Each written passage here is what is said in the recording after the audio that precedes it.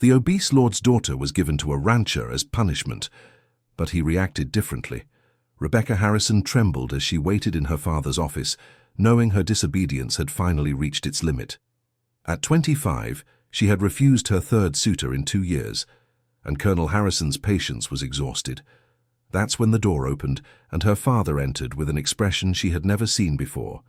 It wasn't just anger, it was a mix of disappointment and determination that made her stomach churn.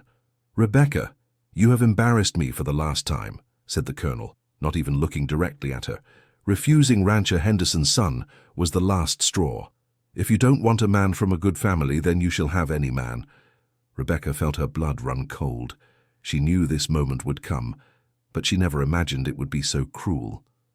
"What do you mean?" she asked, trying to keep her voice steady.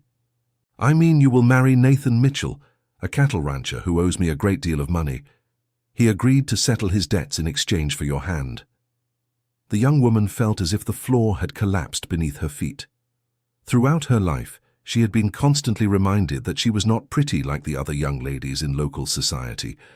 Her father never missed a chance to comment on her weight, on how she ate too much, on how difficult it would be to find a husband for her.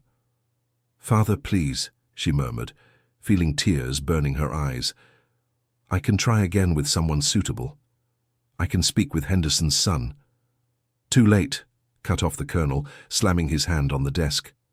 "My decision is made. Nathan Mitchell will come for you next week. You will go to his ranch in rural Montana, and I hope you learn to be grateful for what you have." Rebecca looked at the father she had always known as a stern man, but who had never been this cruel before. She realized in that moment that he truly saw her as a burden, something he needed to be rid of. "And if I refuse?" she asked, lifting her chin with a dignity she didn't know she possessed. "Then you will leave this house without a penny and without my name. The choice is yours." The silence that followed was heavy as lead. Rebecca looked around the office where she had spent so many hours of her childhood, watching her father work, trying to win his attention and approval. Now she saw that it had all been in vain. "Very well," she said finally, with a voice she didn't even recognize.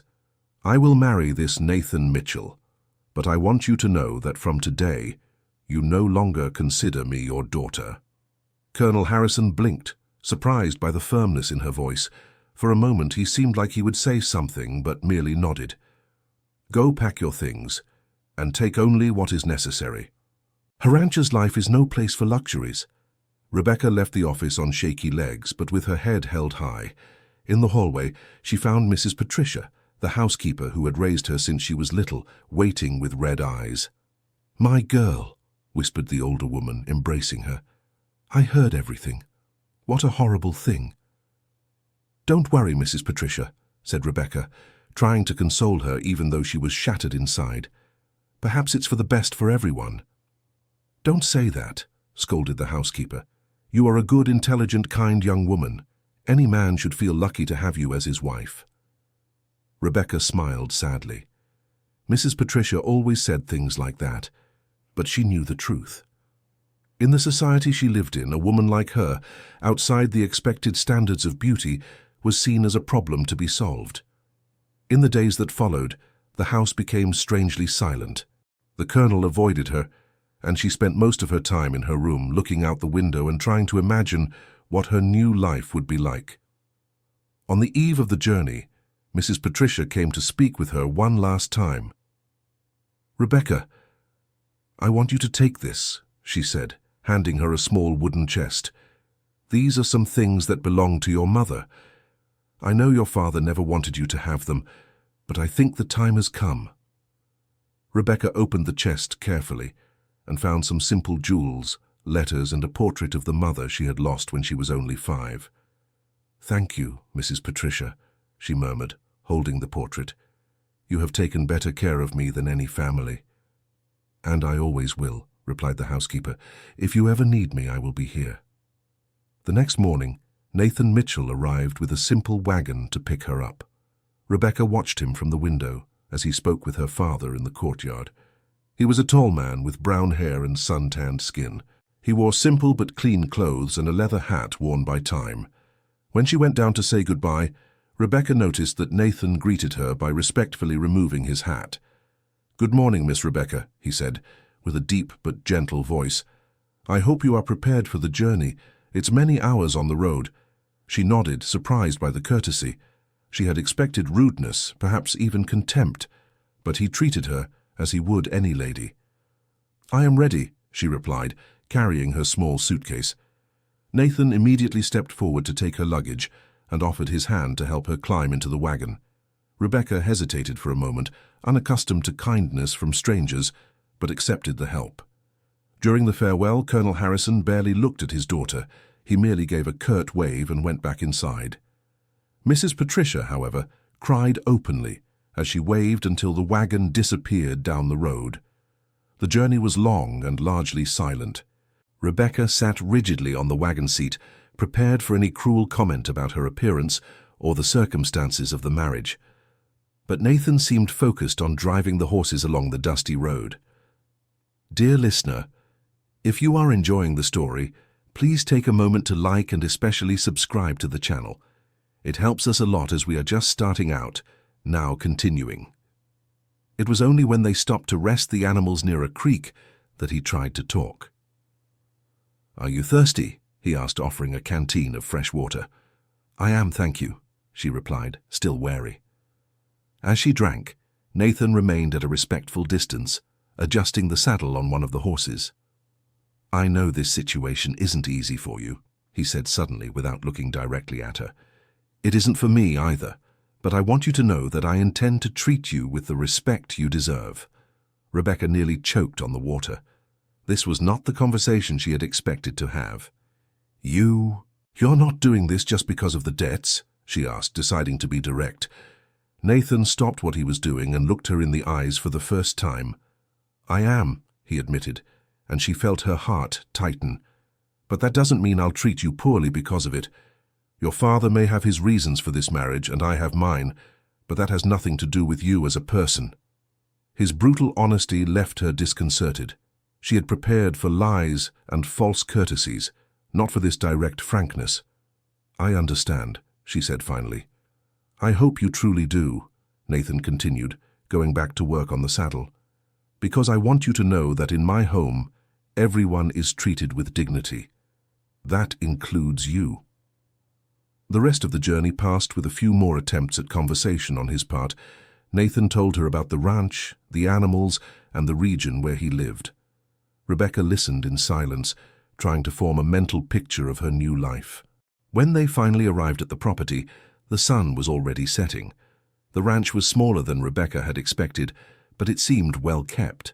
The main house was simple, made of wood and tile, with a wide porch decorated with plants. A middle-aged woman came out to greet them. She had graying hair tied in a bun and an apron stained with flour. "This is Mrs. Margaret," introduced Nathan. "She takes care of the house and is the best cook in the region." "A pleasure, Mrs. Rebecca," said the woman, giving a small bow. "I've prepared your room and dinner is almost ready." Once again, Rebecca was surprised by the cordiality. She expected to be treated as an intruder, but was being received as an honored guest. The room assigned to her was small but comfortable, with a double bed, a wooden wardrobe, and a window overlooking a small garden. Rebecca noticed that her few clothes seemed lost in the large wardrobe, reminding her of how little she had brought from her previous life. During dinner, Nathan tried to keep her included in the conversation, asking about her journey and if she needed anything. Mrs. Margaret served a simple but tasty meal, and Rebecca realized she was hungrier than she had thought. "Tomorrow, I can show you the rest of the property," offered Nathan. "If you'd like, of course." "I would like that." "Thank you," she replied, surprised at her own willingness. That night, lying in her new bed, Rebecca stayed awake for hours, trying to understand what had happened. In just one day, her life had completely changed, but not in the terrible way she had imagined. Nathan Mitchell was not the coarse, self-interested man she had created in her mind. The next morning, she woke to the sound of activity outside. Through the window, she saw Nathan talking with other men near the corral. She dressed quickly and went downstairs for coffee. "Good morning, dear," greeted Mrs. Margaret. "How did you sleep?" "Well, thank you," replied Rebecca, still not used to the affectionate treatment. During breakfast, Nathan explained the ranch's routine. They raised cattle, planted some crops for their own consumption, and sold cheese and milk in the nearest town. "It's a simple life," he said. "Very different from what you're used to, I imagine." "It's not a problem," she answered sincerely.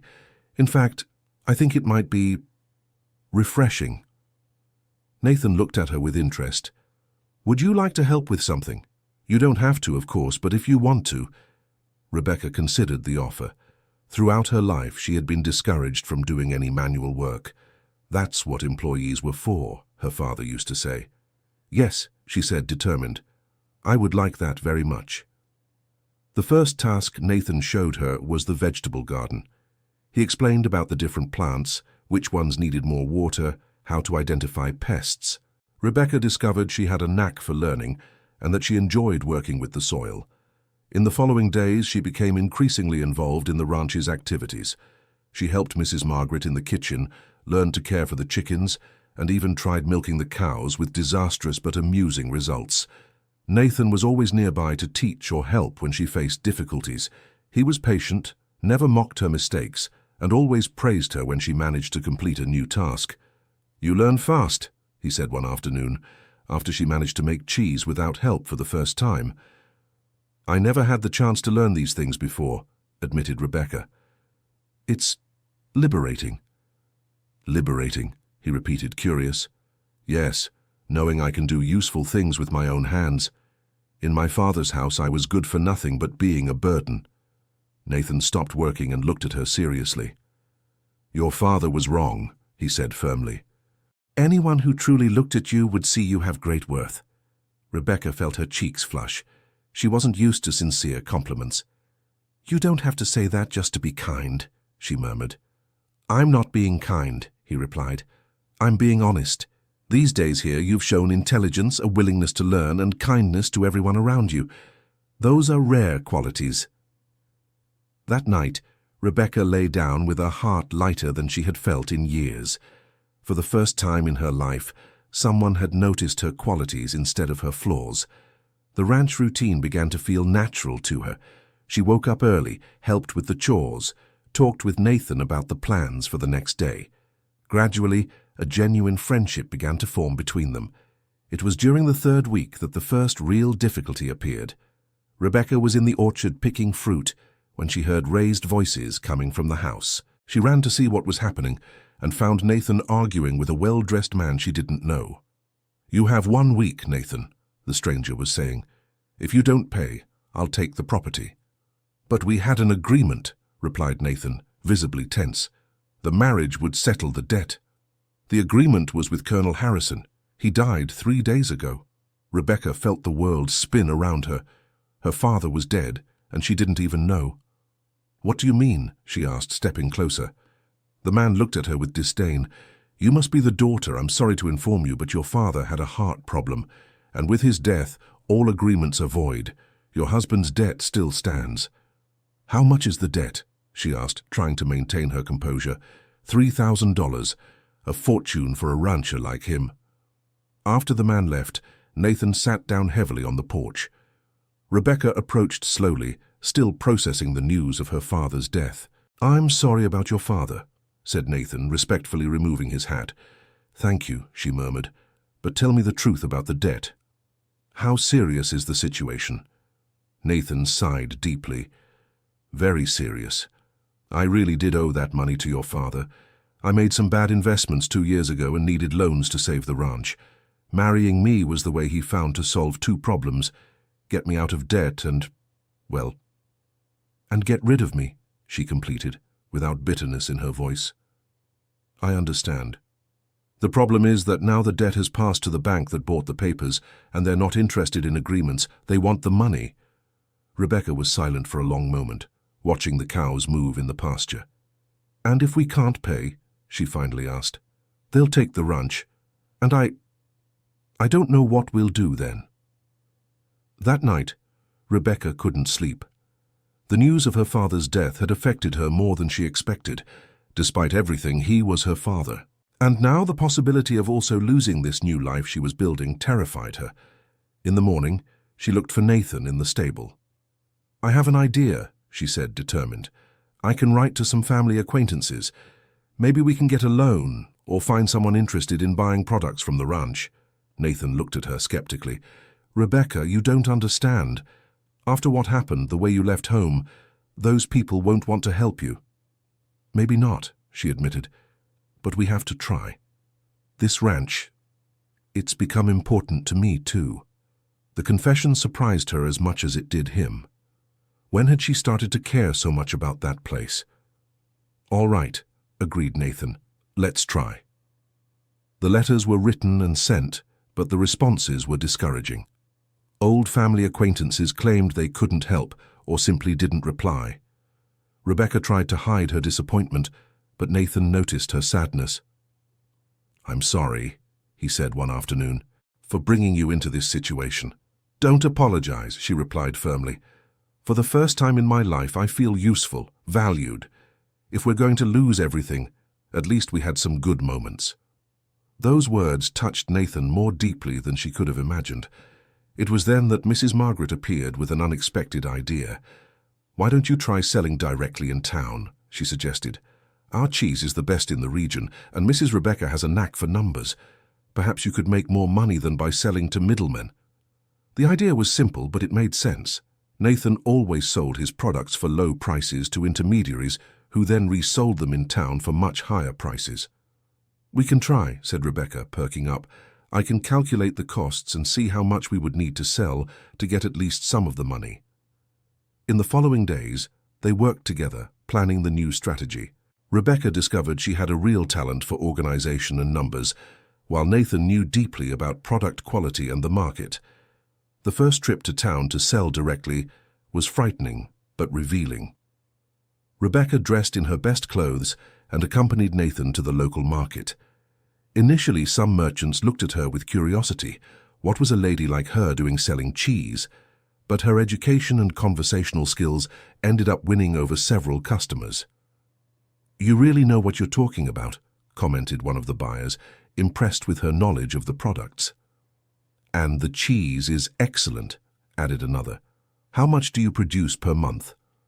By the end of the day, they had sold more than Nathan usually sold in an entire week to the middlemen. "I can't believe it," he said, counting the money on the way back. "In one day we earned almost what I used to earn in a month." "It's because we're cutting out the middlemen," explained Rebecca excitedly. "If we can maintain this pace and maybe increase production—" "Do you think it's possible?" asked Nathan, a spark of hope in his eyes. "I think we can try."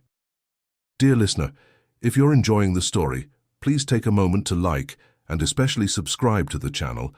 It helps us a lot as we're just starting out now. Continuing. The following weeks were intense work. Rebecca took over the commercial side completely, while Nathan focused on increasing production. She created a cost control system and began to establish relationships with regular merchants in town. Gradually, a real partnership began to form between them. Nathan respected her ideas and decisions, consulting her before making changes on the ranch. Rebecca, in turn, felt truly valued for the first time in her life. "You know," Nathan said one night, as they reviewed the month's numbers, "I never imagined our partnership would work so well." "Neither did I," admitted Rebecca. "I was always told I wasn't good for anything practical." "Whoever said that was very mistaken," he replied, looking her directly in the eyes. "You transformed this ranch. You transformed my life." The moment was interrupted by knocks at the door. It was the man from the bank again. "I've come for the payment," he said, entering without ceremony. "The deadline has passed." Nathan and Rebecca exchanged a tense look. They had managed to gather almost half of the debt amount, but it was still far from the $3,000. "We have $1,500, said Nathan. "Can we negotiate the rest?" The man laughed disdainfully. $1,500? That's not even half. I'm sorry, but I'll have to take possession of the property." "Wait," intervened Rebecca, standing up. "What if we offer additional collateral? I can give you my word that the amount will be paid in 3 months. "Your word?" mocked the man. "And who are you again?" "The rejected daughter of the colonel who was given as payment. Your word is worthless." The cruelty of the words hit Rebecca like a slap, but she did not let it show on her face. "My word may mean nothing to you," she said with dignity, "but my work does not. In 2 months, we doubled this ranch's income. In 3 more months, we'll have the full amount." "Impossible," the man replied. "No one makes that much money with a small ranch." It was then that Rebecca had an idea. "How about a wager?" she proposed. "If in 3 months we cannot pay the full amount, you get the ranch and, on top of that, receive all the products in storage. But if we do pay, you reduce the debt by $500 for the trouble you've caused us." Nathan looked at her, alarmed. It was a huge risk, but the man from the bank seemed interested in the proposal.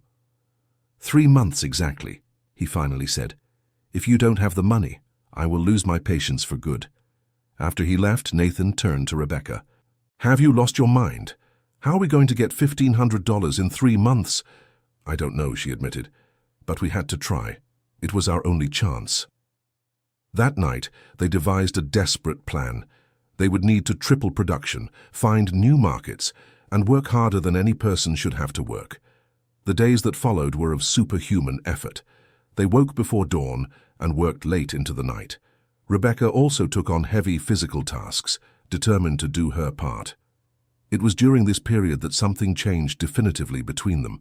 One night, when they were so exhausted they could barely move, Nathan took her hand. "Rebecca," he said, with a voice she had never heard before, "I need to tell you something." She looked at him, feeling her heart race. "What started as an obligation, this thing we have now, is real to me. You are real to me." The words she had waited her whole life to hear from someone were finally spoken. But instead of joy, she felt fear. "Nathan, you don't have to say that," she murmured. "I know this whole situation is complicated." "It's not complication," he interrupted. "It's what I feel, and I needed you to know." Rebecca was silent for a long moment, wrestling with her own insecurities. "How can I be sure it's not gratitude?" she finally asked. "Or convenience?" "Because even if we lost everything tomorrow, I would still want to be by your side," he answered without hesitation. That confession broke the last defenses she had built around her heart. "Me too," she admitted in a whisper. "I want to stay too." The kiss that followed was the first of her life, and it was more perfect than she had dreamed. But their happiness was interrupted by a new complication. The next morning, an elegant man appeared at the ranch claiming to be a lawyer. "I come on behalf of Colonel Harrison's heirs," he announced. "There are matters regarding the inheritance that need to be resolved." Rebecca felt her stomach turn. What inheritance? Her father had always made it clear she would inherit nothing. "What kind of matters?" she asked. "Your father's will makes it clear that you are entitled to a portion of the land. However, there is a condition. You can only receive the inheritance if you are married to someone of suitable social standing." Rebecca and Nathan exchanged a look. Technically, they weren't truly married. It had only been an arrangement. "And if she is not," asked Nathan, "then the inheritance goes to the family cousins, but they are willing to make a deal." The lawyer explained that the cousins offered $10,000 for Rebecca to renounce any claim to the land. It was a sum that would not only settle the ranch's debt, but allow them to invest in growing the business. "I need time to think," said Rebecca. After the lawyer left, she and Nathan walked in silence to the orchard. $10,000, Nathan finally said. "That's a lot of money." "It is," she agreed, "but there's one condition he didn't clearly mention." "What is it?" "To receive any amount, I need to prove that my marriage is real and genuine." Nathan stopped walking. "And is it?" he asked, looking at her intensely. "Do you want it to be?" She returned the question. "With all my soul," he replied without hesitation. "Then we need to get married for real, in a church, with witnesses officially." The idea was frightening and exciting at the same time. They were talking about turning a forced arrangement into a true choice. "Rebecca," said Nathan, kneeling right there in the middle of the orchard, "will you marry me for real this time, for love?" The tears she had held back for so long finally fell. "Yes," she answered, laughing and crying at the same time. "Yes, I will." The wedding was scheduled for the following week in the town's small church. Mrs. Margaret and a few neighbors would be the witnesses. Rebecca didn't have a white dress, but she sewed flowers from her own garden onto her best blue dress. The night before the wedding, she wrote a letter to Mrs. Patricia, telling her about her new life and asking her to come to the ceremony. She knew it was unlikely the housekeeper would receive the invitation in time, but she wanted to try. The wedding day dawned sunny. Rebecca woke up nervous, but happy. She was about to marry a man who loved her for who she was, not in spite of who she was. When she arrived at the church, she got a surprise that made her cry with emotion. Mrs. Patricia was there, smiling and waving from the last pew. "How did you manage to get here in time?" asked Rebecca, running to hug her. "I received your letter yesterday and didn't think twice. I wouldn't miss your wedding for anything in this world," replied the housekeeper. "And I brought something for you." She opened a small bag and took out a delicate lace veil. "It was your mother's," she explained. "I've kept it all these years waiting for this moment." The ceremony was simple but moving. When the priest asked if Nathan accepted Rebecca as his wife, his answer echoed through the church. "I do, with all my heart and forever." And when it was her turn to answer, Rebecca looked into the eyes of the man who had transformed her life. "I do, with all my soul and forever." The kiss that sealed their union was accompanied by warm applause from the few present, but for the two of them, only that perfect moment existed. The celebration was at the ranch itself, with a plentiful table prepared by Mrs. Margaret and music played by a local guitarist. Rebecca danced for the first time in her life in the arms of the husband who made her feel like the most beautiful woman in the world. It was during the celebration that the lawyer appeared again, bringing the papers for the inheritance transfer.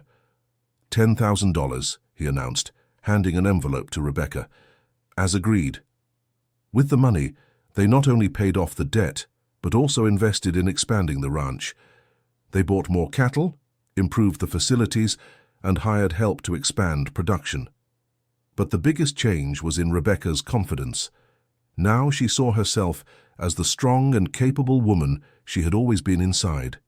She walked with her head held high, spoke with assurance, and radiated a happiness that infected everyone around her. 6 months after the wedding, she discovered she was expecting a child.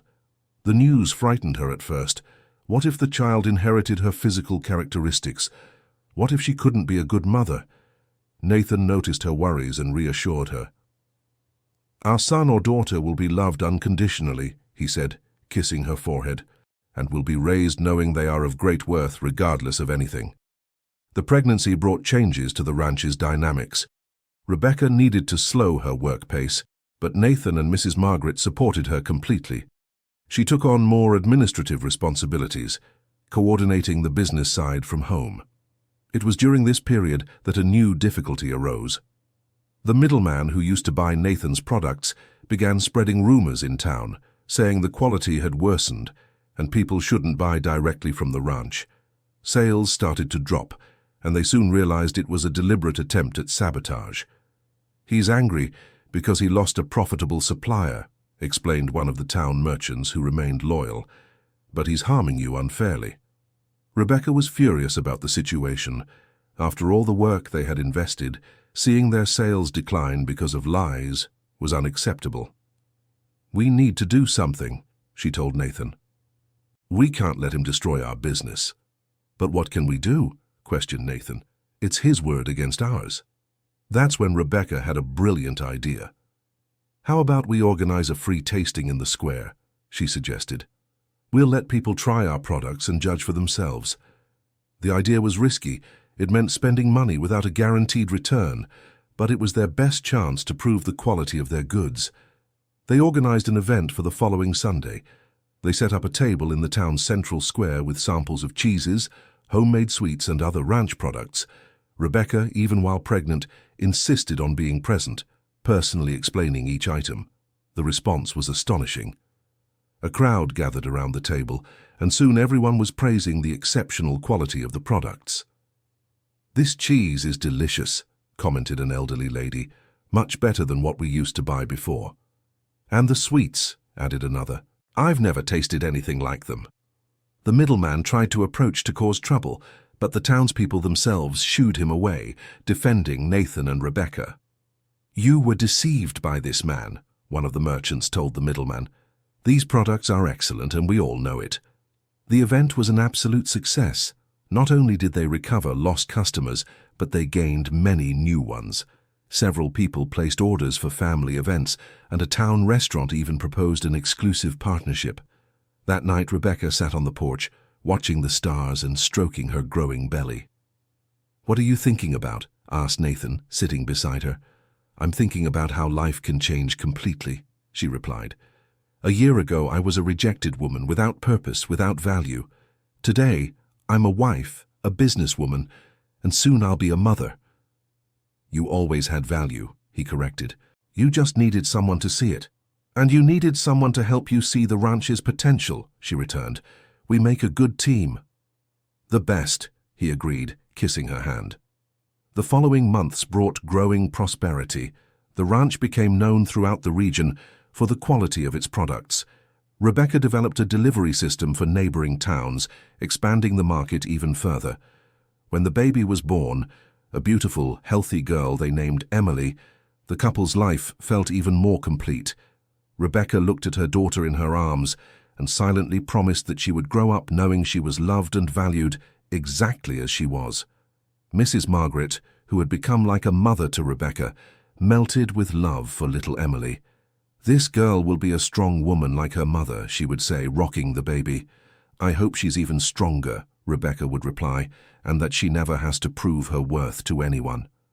The ranch continued to grow. Nathan and Rebecca hired employees to help with production and built a new facility for dairy processing. Rebecca fully took over the business management, proving to be a natural-born administrator. 2 years after Emily's birth, they decided to expand even further, buying the neighboring ranch that was up for sale. It was a significant but calculated investment. "Are you sure?" asked Nathan, looking over the contracts. "I am," replied Rebecca confidently. "We've run the numbers multiple times. We can pay off the investment in 3 years and double our production." The decision proved to be the right one. Within 5 years, they became the largest dairy producers in the region. Rebecca was respected as a businesswoman and was often consulted by other ranchers who wanted to learn her management techniques. One day, when Emily was 6 years old, a well-dressed man appeared at the ranch. Rebecca recognized him immediately.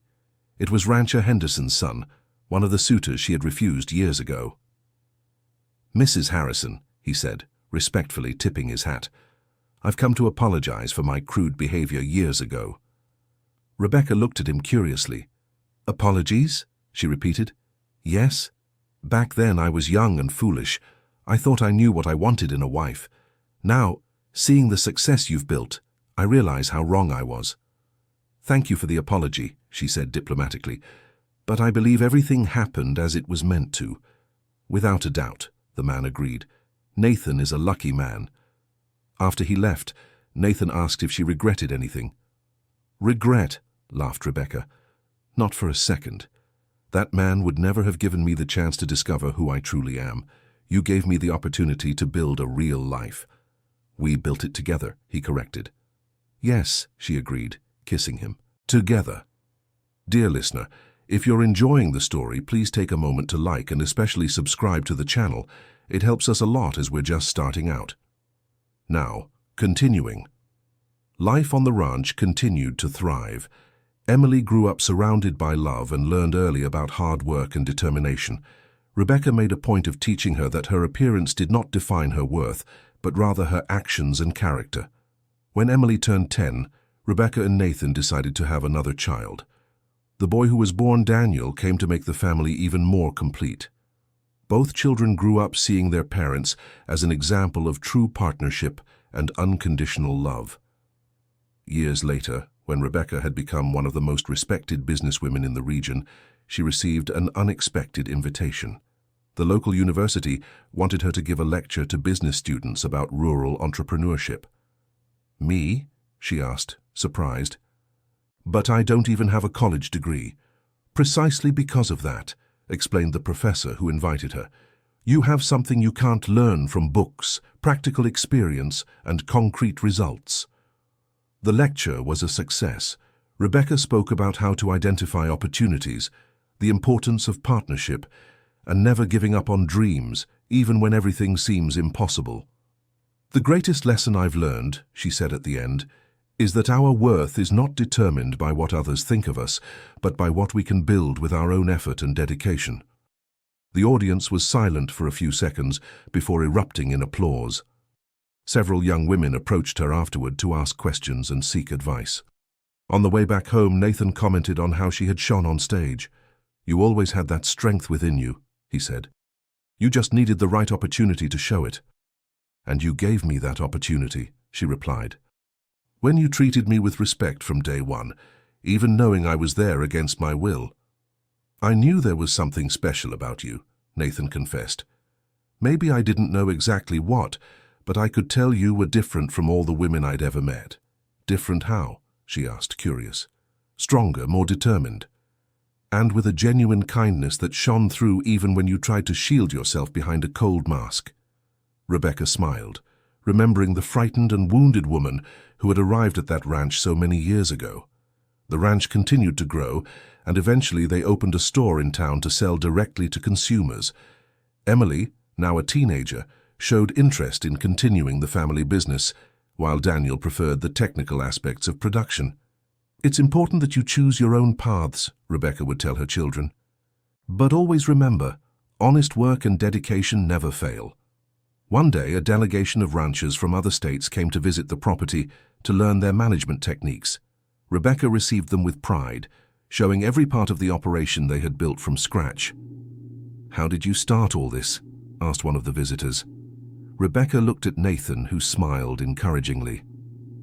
"It started with two people who decided to trust each other," she replied, "and with the determination to never give up even when everything seemed impossible." "But it must have been very difficult at the beginning," insisted another visitor. "It was," she admitted, "but the hardships taught us to value every achievement, and they showed us that together we are much stronger than alone." That night, after the visitors had left, Rebecca sat in the ranch office, looking at the accounting books that showed the steady growth of the business over the years. Nathan entered quietly and found her smiling at the numbers. "Remembering the past?" he asked. "Not exactly," she replied. "I was thinking about the future. Emily wants to study business administration at university, and Daniel is interested in new cattle management techniques. Our family is growing and evolving." "And you are proud," observed Nathan. "I am. Very proud. Not just of our children, but of us, of what we built together." "You know," said Nathan, sitting down beside her, "sometimes I think about what my life would have been like if your father hadn't made that decision." "And?" asked Rebecca. "I'd probably be broke, alone, without having discovered what I was truly capable of. Your father thought he was giving me a burden, but he actually gave me the greatest gift of my life." "He gave it to both of us," she agreed. "The chance to discover who we really are when we have someone who believes in us." A few years later, when Emily graduated from university and returned to help with the business expansion, she brought new ideas about marketing and online sales. Daniel, in turn, implemented more modern breeding techniques that increased productivity. "You two are surpassing everything I imagined," said Rebecca, watching her children work. "We learned from the best," replied Emily. "You taught us that there are no limits when there is dedication and love involved." The ranch eventually became a national reference in artisanal dairy production. Rebecca was invited to give lectures at several universities and even wrote a book about female rural entrepreneurship. During the book launch, a journalist asked what the secret to her success had been. "I don't believe there is a secret," she replied thoughtfully. "I believe there is hard work, true partnership, and the courage to believe in yourself even when no one else does." "But you went through many personal difficulties before getting to where you are today," insisted the journalist. "That's true," agreed Rebecca. "But I learned that our greatest difficulties often hide our greatest opportunities. What seemed like the end of my life became the beginning of the life I truly wanted to live." After the interview, Nathan was waiting for her outside the building. "How does it feel to be a famous author?" he teased. "I feel like the same woman you met 20 years ago," she replied, "just a bit more confident." "A bit?" laughed Nathan. "You've become a force of nature, Rebecca Mitchell." "Mitchell," she repeated, savoring the surname. "It still moves me to hear that." "Why?" because it represents everything we built together. It represents belonging, family, true love. That night at home, Rebecca found an old letter in the chest that Mrs. Patricia had given her so many years ago. It was a letter her mother had written to her before leaving, but that she had never received. "My dear daughter," the letter said, "if you are reading this, it means I could not be by your side to teach you life's most important lessons. But I want you to know that you are perfect, exactly as you are. Never let anyone convince you otherwise. Your strength comes from within, and it is greater than any obstacle you may face. Love yourself first, so others can love you the way you deserve, your mother who loves you eternally." Tears streamed down Rebecca's face as she read the words she had needed to hear all through her youth. "She knew," she murmured to herself. "She always knew I would be strong." Nathan found her crying in the bedroom and immediately grew concerned. "What happened?" he asked, sitting beside her. Rebecca showed him the letter and explained her discovery. "Your mother was right," he said after reading it. "You are perfect exactly as you are, and your strength truly is extraordinary. Sometimes I think how different it might have been if she had lived," confessed Rebecca. "Perhaps you would have had more confidence sooner," replied Nathan. "But perhaps you also wouldn't have developed the resilience you have today. Everything you went through, as painful as it was, helped shape the incredible woman you became." Years passed, and the ranch continued to prosper under the family's management. Emily married an agronomist who respected her professional ambitions, and Daniel found a partner who shared his passion for cattle ranching. Rebecca and Nathan became proud grandparents, watching their grandchildren grow up in an environment of unconditional love and mutual respect. "You know what makes me proudest?" said Rebecca one day, watching the grandchildren play in the backyard. "What?" asked Nathan. "They are growing up never doubting their own worth. Our daughters and our son married people who value them, and our grandchildren are learning from an early age that they are loved unconditionally." "We broke the cycle," agreed Nathan. "Your painful experiences ensured the next generations won't go through the same. It's the greatest gift we can leave them," said Rebecca. When she turned 60, Rebecca decided to write her memoirs, not for publication, but so her children and grandchildren would know exactly where they came from and what battles were fought to get there. "I want them to know that no matter what they face in life," she explained to Nathan, "there is always a way to overcome, to grow, to find happiness." "Will you tell about your father?" he asked. "I will," she decided, "but I will tell it with compassion. He was a product of his time, of his limitations, and in the end, even without meaning to, he gave me exactly what I needed to find my true life." The memoir project took 2 years to complete. Rebecca wrote about the pain of rejection, about the fear of the unknown, about the discovery of true love, and about building a life that exceeded all her expectations. On the last page she wrote, "To my children and grandchildren, always remember that you have the power to write your own stories. Do not let others define who you are or what you are capable of.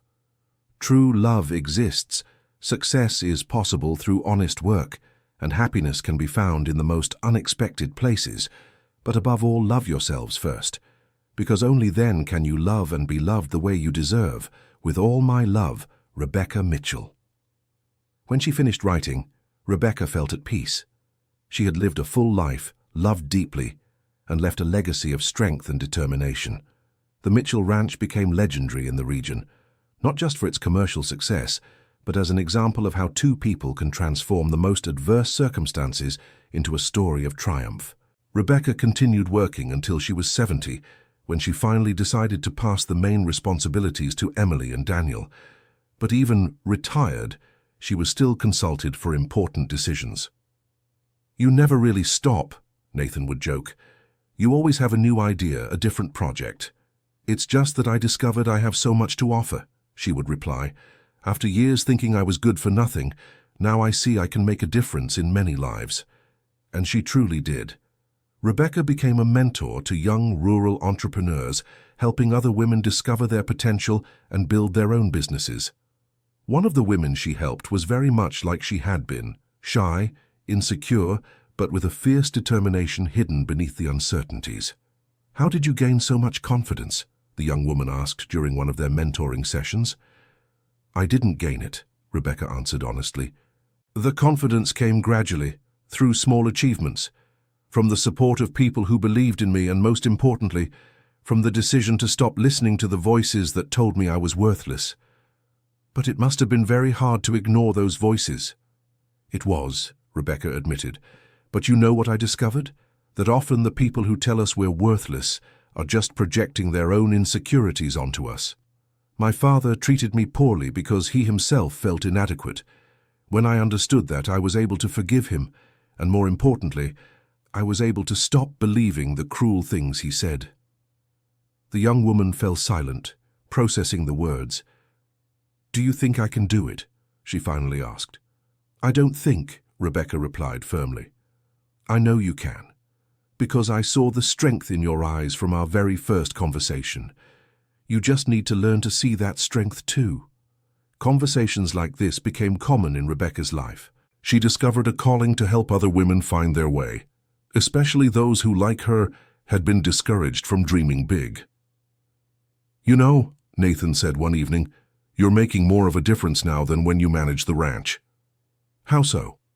"The ranch affected our family and our immediate community, but these women you're helping will impact their own families and communities. The effect multiplies." Rebecca smiled, realizing the truth in her husband's words. "I'd never thought of it that way. It's your legacy spreading, and it's beautiful to see." At 75, Rebecca received an unexpected surprise. The university where she had given her first lecture decades earlier decided to confer upon her an honorary doctorate for her contribution to rural entrepreneurship and women's empowerment. "Do I really deserve this?" she asked Emily, nervous about the ceremony. "Mom," said Emily, holding her hands, "you deserve this and much more. How many lives have you transformed? How many women have found courage because of your example?" The ceremony was moving. Rebecca, dressed in academic regalia, took the stage accompanied by her entire family. In her acceptance speech, she spoke about the importance of never giving up on dreams, even when circumstances seem impossible. "I received this honor not because I was born privileged or especially talented," she told the packed audience, "but because I persisted when everything indicated I should give up." Every person here has the same capacity to overcome obstacles and build something extraordinary. The difference lies in the decision to keep trying, even in the most difficult moments. The ovation she received lasted several minutes. In the front row, Nathan wept with pride, while Emily, Daniel, and the grandchildren applauded enthusiastically. After the ceremony, a reporter asked what advice she would give to young women facing discrimination. "First, remember that the opinion that matters most is the one you have of yourselves," answered Rebecca. "Second, find people who believe in your potential and surround yourselves with those people. And third, work hard not to prove something to those who rejected you, but to build the life you truly want to live." "And what if the fear is too great?" insisted the reporter. "Fear will always exist," said Rebecca. "But you can choose whether to let it paralyze you or to use it as fuel to grow. I chose to grow, and I have never regretted it." That evening at home, the family organized a small celebration. The grandchildren, now teenagers, made sure to give speeches honoring their grandmother. "Grandma Rebecca," said the eldest granddaughter, "you taught us that we can be anything we want to be. Thank you for showing us there are no limits when there is determination and love." Rebecca could barely hold back her tears. Seeing her grandchildren growing up confident and determined was her greatest achievement. Later, when everyone had left, she and Nathan sat on the porch as they had for so many decades. "Tired?" he asked. "No," she replied, surprising herself. "Energized. Every time I see a young woman finding her strength, I remember why it was all worth it." "Even the difficult moments?" "Especially the difficult moments," she said, taking his hand, "because they taught me to value the good moments, and they gave me the resilience needed to help other people." "You became exactly the woman your mother knew you would be," observed Nathan. "And you became the man who helped me get there," she replied. I never forgot that you treated me with respect from the very first day, even when I felt I didn't deserve it. Because I saw who you really were, he said. And I fell in love with that woman long before you knew her yourself. The two sat in silence, contemplating the stars and reflecting on the extraordinary journey they had shared. If you could go back in time, Rebecca finally said, and change something, would you? Nathan thought for a long moment. Perhaps I would change the way your father treated you, he said, because you didn't deserve to go through that pain. But if he hadn't done what he did, I wouldn't have come here. I wouldn't have met you. I wouldn't have discovered my strength. I wouldn't have built our family, argued Rebecca. Sometimes, what seems like the worst thing that can happen turns out to be exactly what we needed. You're right, agreed Nathan.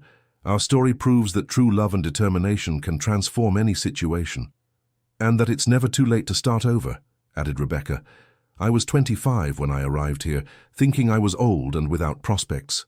Today I know I was still very young and had a whole life ahead of me. Years later, when Rebecca turned 80, the town decided to honor her by creating a microcredit program for rural women entrepreneurs in her name. The launch ceremony was held in the central square, exactly on the spot where she and Nathan had held their first tasting decades ago. It's amazing, commented Emily, how everything connects. You've returned to the place where everything began to change for the better. And now other women will have the chance to write their own stories of transformation, added Daniel. During the ceremony, Rebecca was invited to cut the ribbon for the program's inauguration. Her hands trembled slightly. Age was finally beginning to show, but her voice remained steady. This program is not about me, she said to the gathered crowd. It's about every woman who dreams of building something of her own, who has an idea, but needs an opportunity. It's about believing that we all have the potential to create, innovate, and prosper. The first beneficiary of the program was a young woman who strongly reminded Rebecca of herself at 25, shy, insecure, but with a quiet determination in her eyes. Mrs. Rebecca, said the young woman approaching after the ceremony, do you really think I can do it? My dear, replied Rebecca, holding the girl's hands, 55 years ago, I was exactly like you. I thought I was good for nothing, that no one would believe in me. Today I am here seeing a program created in my honor to help women like us. If I made it, you can too. But you are special, insisted the young woman. No, my child, said Rebecca, smiling. I simply decided not to give up, and that decision is within reach for all of us. That night at home, Rebecca reflected on the circle that had closed. She had started as a rejected woman and become an example of overcoming for other generations. I have fulfilled my purpose, she said to Nathan, lying beside him. What purpose, Gertrude, he asked. To transform pain into strength, rejection into determination, and to use my story to help other women find their paths. And it's not over yet, observed Nathan. As long as there are women who need inspiration, your story will continue to make a difference. That's true, she agreed, and that gives me immense peace. I know that when I am no longer here, the work will continue through the people I have helped, and who in turn will help others. Rebecca's later years were marked by a serene tranquility. She remained active in the microcredit program, but at a gentler pace. She spent more time with her grandchildren, telling stories about the past and listening to their dreams for the future. Grandma, asked one of the grandchildren, do you regret anything? I regret taking so long to realize my own worth, she answered honestly. I wasted many years doubting myself when I could have been building dreams. But you made up for the lost time, observed the grandson. I did, she agreed. And I learned that it's never too late to start again. This is the most important lesson I can leave for you. No matter how many mistakes you make or how many times you fall, you can always get up and try again. In one of her last interviews, at 83, Rebecca was asked what epitaph she would like to have. I would like it to say simply, she transformed her pain into strength and used that strength to light the way for others, she replied. It doesn't need to be more complicated than that. And what would you say to the young Rebecca at 25 if you could speak to her today? I would say, trust the process. Your life will be much more beautiful than you can imagine now, and all the pain you are feeling will turn into wisdom that will help many other people. You are strong, valuable, and worthy of love. Never forget that. Rebecca lived to be 87, surrounded by the love of the family she had built and the respect of the community she had served. Her final wish was for the microcredit program to continue growing and helping more and more women. At the funeral, hundreds of people came to pay their respects. Many of them were women she had helped directly or indirectly over the years. Each carried a story of transformation inspired by Rebecca's example. Emily gave the main speech, talking about her mother, who had been not only a successful businesswoman, but above all, an example of resilience and unconditional love. "My mother taught us that our origin does not determine our destiny," she said, her voice choked with emotion. "That true love can overcome any adversity, and that each of us has the power to transform not only our own life, but the lives of other people around us." Nathan, then 90 years old, was visibly moved throughout the entire ceremony. At the end, he approached the casket and placed a red rose, whispering, "Thank you, my love, for showing me that life's best gifts sometimes come wrapped in the worst circumstances. You turned my life into an extraordinary adventure." After the funeral, the family gathered for the reading of the will. Besides dividing her assets among her children and grandchildren, Rebecca had left a significant sum for the microcredit program, ensuring it would continue operating for many decades. But the biggest surprise was a letter she had left to be read by the entire family. "My dear children, grandchildren, and Nathan, love of my life," the letter said. "If you are reading this, it means I have completed my journey in this world. I want you to know that I lived a life more full and happy than anyone has a right to expect. I transformed from a rejected woman into a fulfilled woman, but more importantly, I managed to help other women make the same transformation. Nathan, my eternal love, thank you for seeing my worth when I couldn't even see it myself. Thank you for giving me the chance to discover who I really was. Our story proves that true love can flourish in the most unlikely soil. Emily and Daniel, you are my greatest pride, not only for the successes you have achieved, but for the honest and loving people you have become. Continue to honor the values I tried to teach you, and never forget that you are capable of anything. My dear grandchildren, you grew up knowing you are loved unconditionally, and that is the greatest gift I can leave you. Use that confidence to build a better world for the next generations. And to all the women who may one day read this letter, remember that you have an inherent worth that no one can take from you. Do not let the opinions of others define who you are or what you are capable of.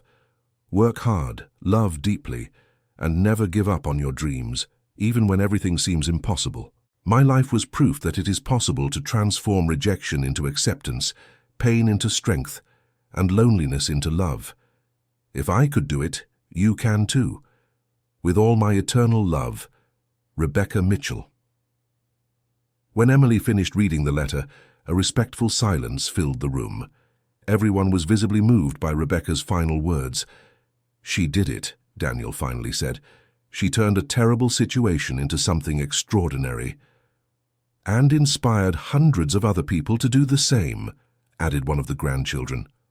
Nathan, who had remained quiet during the reading, finally spoke. "You know what amazes me most about our family's story? It's that it all started with an act of cruelty, but turned into decades of love, success, and generosity. Rebecca was right. Sometimes the worst moments in life are just the beginning of the best stories." Years after Rebecca's passing, the microcredit program in her honor had expanded to other states. Hundreds of women had already benefited, and many of them had become successful businesswomen. Emily took over the coordination of the program, continuing her mother's work. At every meeting with the beneficiaries, she would tell Rebecca's story, showing how a woman once seen as a burden became an example of overcoming adversity. "My mother's story teaches us that it doesn't matter how we start," Emily would say to the women in the program. "What matters is how we choose to continue. Each of you has the same potential my mother had. The difference is believing it and working to make it a reality." Rebecca Harrison's legacy continued to spread far beyond her home region. Her story was documented in books, articles, and even a documentary that inspired women across the United States. But perhaps the greatest tribute to her memory was the fact that Nathan, even as a widower, continued to uphold the values she had taught. At 95 years old, he still received visits from young women who wanted to hear the story directly from the one who had lived it. "How did you know she was special from the beginning?" one of these young women asked during a visit. "I didn't know she was special," Nathan answered honestly. "I just decided to treat her with the respect every person deserves. It was she who showed how special she was through her actions and determination." "And did you fall in love immediately?" "The love grew gradually," he explained. "With each passing day, I discovered something new to admire in her. Her intelligence, her kindness, her inner strength. By the time I realized it, she had become indispensable in my life." "Do you think stories like yours are still possible today?" "I'm sure they are," Nathan replied with conviction. "True love and determination never go out of style. Every generation has its own battles to win, but the basic principles remain the same. Mutual respect, hard work, and the courage to never give up." End of story. Now tell me what you thought of this story of overcoming and true love. Do you believe Rebecca made the right decisions throughout her journey? Where are you watching from? If you have something to share with us, leave it in the comments with sincere words. We love reading your opinions and experiences. Thank you so much for joining us in this moving story. Don't forget to leave your like and, most importantly, subscribe to the channel so you don't miss other touching stories like this one.